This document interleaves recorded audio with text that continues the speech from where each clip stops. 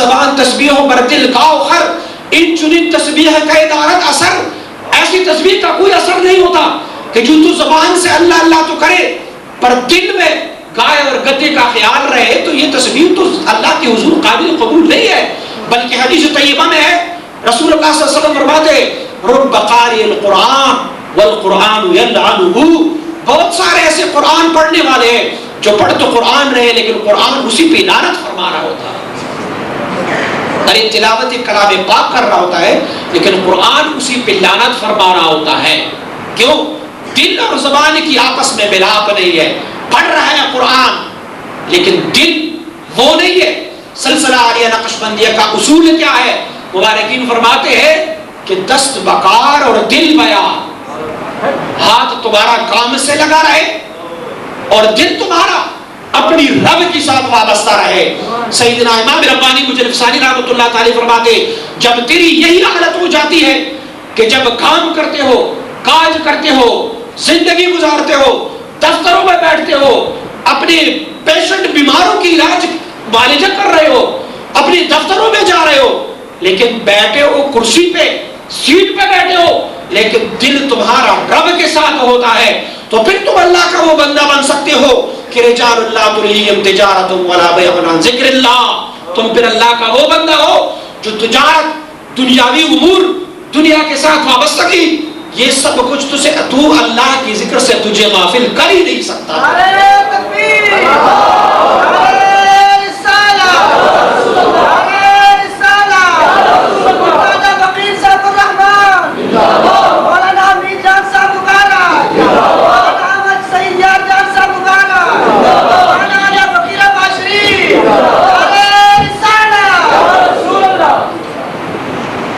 اور یہی ذکر ہے. حدیث طیبہ میں ہے، سیدنا عائشہ صدیقہ رضی اللہ تعالیٰ عنہ، میں ایک مثال پیش کرنا چاہوں گا کہ ایک بندہ جو کام توڑا کر رہا ہوتا ہے اسے اجرت اور مزدوری زیادہ مل رہی ہوتی ہے. ایک بندہ سارا دن کام کاج کرتا رہے پر اسے اجرت اور مزدوری کم مل رہی ہوتی ہے. ایک مثال سے سمجھانے کی کوشش کروں گا. ہمارے وزیر اعظم صاحب ہے، اب وزیر اعظم صاحب جب اپنی گاڑی میں بیٹھتے ہیں تو گرمیوں میں اسے اے سی مل رہا ہے، اپنے گھر میں اسے اے سی ملا ہوا ہے. صبح دفتر جاتے ہیں، سیکرٹری ہر وزارت کی بنا بنایا فائل لے کے آتے ہیں. کام کیا کرتے ہیں؟ صرف اس فائل پہ اپنا سائن کر دیتا ہے، دستخط کر لیتا ہے. تنخواہ کتنا لے رہا ہوتا ہے، اسے فیسلٹیز کتنی مل رہی ہے، سہولیات کتنا مل رہا ہے، گاڑیاں بھی ہے، نوکر چاکر بھی ہے، تنخواہ لاکھوں میں لے رہا ہوتا ہے. اور ڈی اے یا ان کی جو اضافی اخراجات ہے وہ کروڑوں میں اسے مل رہے ہوتے ہیں. لیکن آپ کی تونسا شریف میں بیٹھا ہوا ہے ایک زمیندار، گرمیوں کے موسم میں ہل چلاتا رہتا ہے، کڑک کی دھوپ ان کے سر پہ ہے، سارا دن ہل چلایا، پانی لگایا، باغوں کو سیراب کیا، محنت اٹھائی، اس کے بعد اسے تنخواہ کتنی ملتی ہے؟ ایک زمیندار مزدور کو اگر زیادہ سے زیادہ تنخواہ بھی ملے تو 10,000 مل جائے. محنت زیادہ، اجرت کم. وہاں وزیر اعظم محنت کم، اجرت زیادہ. وجہ کیا ہے؟ مشائخ اعظام فرماتے ہیں کہ وزیر اعظم نے بادشاہ کا قرب حاصل کیا. جو بندہ بادشاہ کا قرب حاصل کر لیتا ہے وہ کام تھوڑا سا بھی کر لے، اجر اور ثواب زیادہ مل رہا ہوتا ہے، اسے اجرت زیادہ لے رہا ہوتا ہے. ایک بندہ تونسا شریف میں بیٹھ کے اسلام آباد سے دور ہے، صدر سے دور ہے، بادشاہ سے دور ہے، چاہے وہ کام کتنا بھی مشکل کیوں نہ کرے تنخواہ اسے کم ہی ملتی ہے. مشائخ فرماتے ہیں مثال اسی لیے بیان کیا، ایک بندہ جب رب کائنات کا قرب حاصل کرتا ہے، ذکر کرتے کرتے اللہ کی وصل حاصل کر لیتا ہے، تو پھر اس وصل حاصل کرنے والے کا عمل اگر توڑا بھی ہو تو ثواب اسے زیادہ مل رہا ہوتا ہے. ایک مثال بیان کروں گا.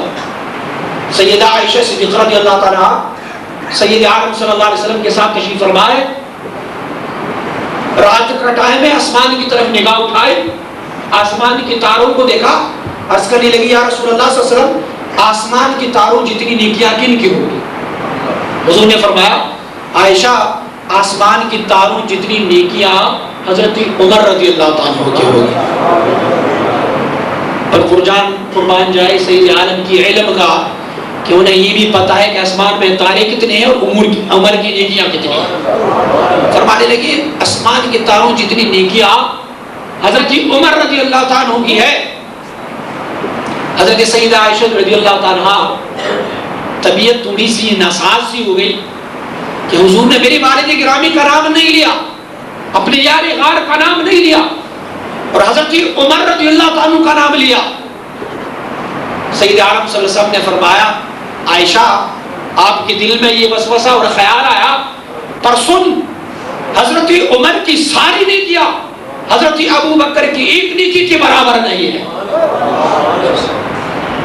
کچھ لوگ تو کہتے ہیں کہ وہ غار والی نیکی نہیں، غار والی نہیں، ہر نیکی حضرت عمر کی ساری نیکیاں حضرت ابو بکر صدیق رضی اللہ عنہ کی ایک نیکی کے برابر بھی نہیں ہے۔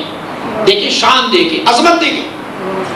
لیکن پھر کیا ہے، ایک دن یا تو ظہر کا نماز ہے یا عصر کی نماز، حضور سید عالم صلی اللہ علیہ وسلم نماز پڑھا رہے ہیں، نماز میں سہون، دوسری رکعت پہ آپ نے سلام پھیر دی۔ سیدنا ابو بکر صدیق رضی اللہ عنہ مبارک بھی موجود ہے، آپ کی نگاہ حضور سید عالم کی اس صحابہ پہ پڑی۔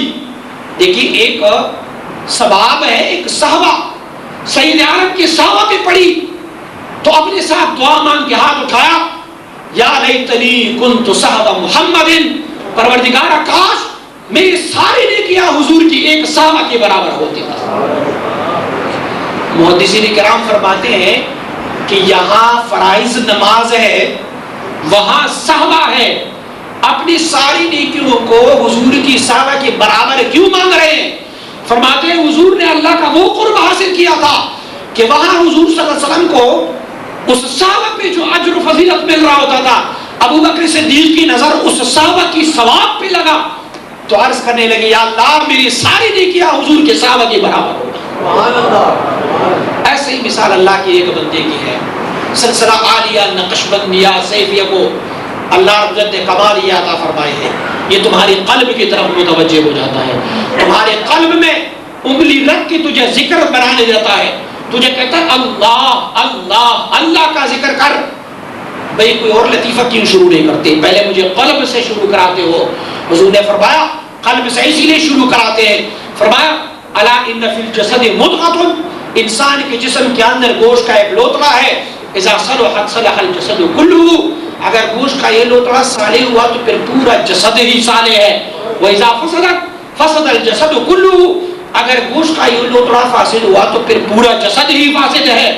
صحابہ کرام کو کوئی حیرانگی ہوئی کہ گوشت کا لوتڑا اور اتنے کمال والا، حضور نے فرمایا الا وہی القلب، وہ اے بندے تیرا قلب ہے، بس یہی قلب ہے کہ اگر یہ صالح ہو گیا تو پھر کیا ہوا، پھر پورا جسم صالح ہو گیا، اور اگر یہی قلب فاسد ہوا تو پھر تمہارا پورا جسم جو ہے وہ فاسد ہے۔ اور مشائخ فرماتے ہیں یہ قلب جو ہے نا، قلب تمہارا دل، یہ عرش اللہ ہے، اللہ کا عرش ہے۔ کیسے اللہ کا عرش ہے؟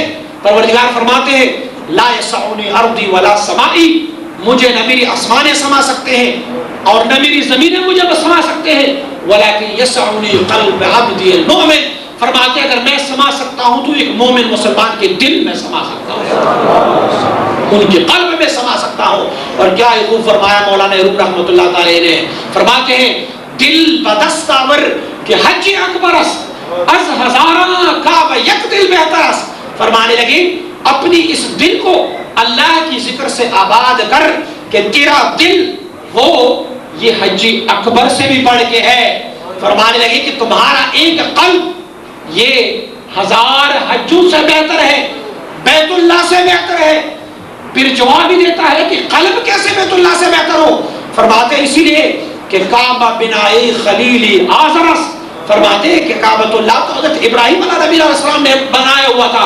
اور دل جو ہے دل گزرگاہ جلیلی اکبرس، تمہارا دل جو ہے وہ اللہ کے انوار و تجلیات کا مظہر ہے.